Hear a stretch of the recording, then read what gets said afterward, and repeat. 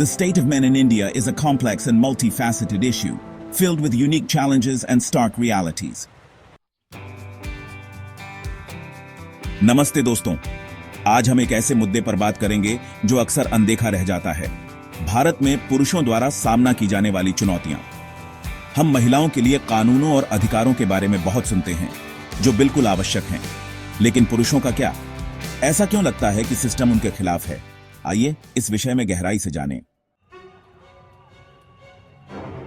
भारत में पुरुषों को अक्सर परिवार के प्रदाता, रक्षक और निर्णयकर्ता के रूप में देखा जाता है। यह सामाजिक अपेक्षा उन पर भारी दबाव डालती है।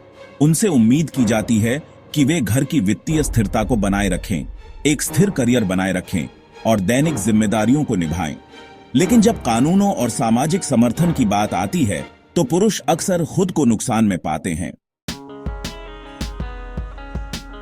उदाहरण के लिए भारतीय दंड संहिता की धारा 498A का दुरुपयोग लें।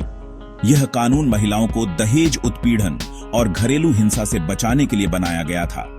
लेकिन दुर्भाग्य से इस कानून का कई मामलों में दुरुपयोग हुआ है। निर्दोष पुरुषों और उनके परिवारों पर झूठे आरोप लगाए गए हैं, जिससे वर्षों की कानूनी लड़ाई, वित्तीय बर्बादी और भावनात्मक आघात हुआ है। भले ही अंत में वे निर्दोष साबित हो जाएं, उनकी प्रतिष्ठा अक्सर स्थायी रूप से क्षतिग्रस्त हो जाती है। कई पुरुष सामाजिक कलंक के कारण चुपचाप पीड़ित होते हैं। अपनी समस्याओं के बारे में बात करना अक्सर कमजोरी का संकेत माना जाता है।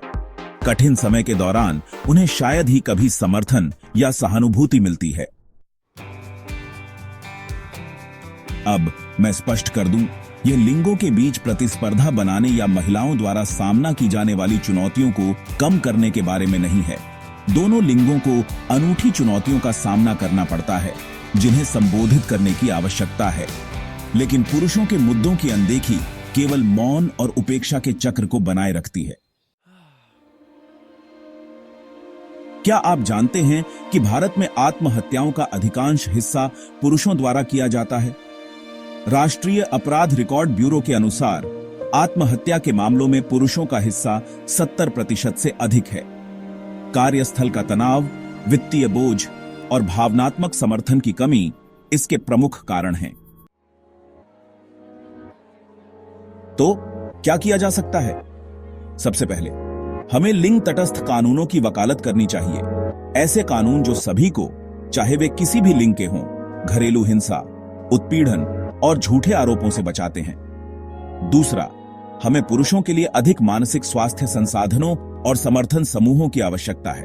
और तीसरा, एक समाज के रूप में हमें पुरुषों द्वारा अपनी भावनाओं को व्यक्त करने और मदद मांगने के कलंक को तोड़ना होगा। दिन के अंत में समानता का मतलब निष्पक्षता और संतुलन है। आइए एक ऐसा समाज बनाएं जहां पुरुष और महिलाएं दोनों समर्थित और मूल्यवान महसूस करें।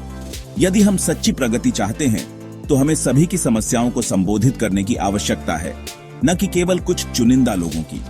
यदि आपको यह वीडियो विचारोत्तेजक लगा तो लाइक, शेयर और सब्सक्राइब करना न भूलें। नीचे कमेंट्स में इस मुद्दे पर एक सार्थक बातचीत शुरू करें। आप इस मुद्दे के बारे में क्या सोचते हैं? आइए इस पर बात करें। अगली बार मिलते हैं।